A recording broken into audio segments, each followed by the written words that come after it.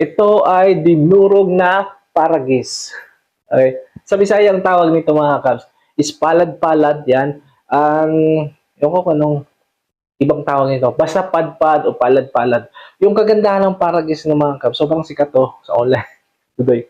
Yung kagandahan ng sa paragis ng mga kabs, tumutubo lang po siya kahit sa daan, sa kalsada, sa gilid, sa simbahan, kahit sa bahay nyo, meron po ito.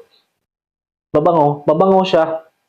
At kailangan lang po natin, kailangan sobrang linisin po talaga natin. At isala, isif po natin para walang buo-buo na mahalo.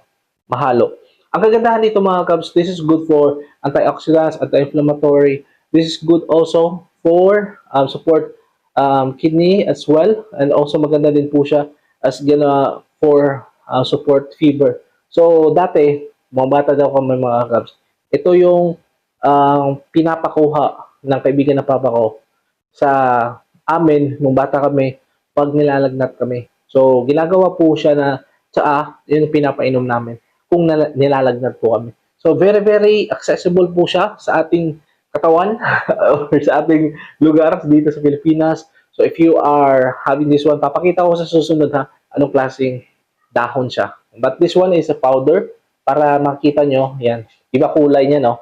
Hindi siya parang green, okay? So, mabango po siya. Okay? If you like this kind of content, don't forget to share and this video to your family and friends para makita po nila na may mga ganitong video pa.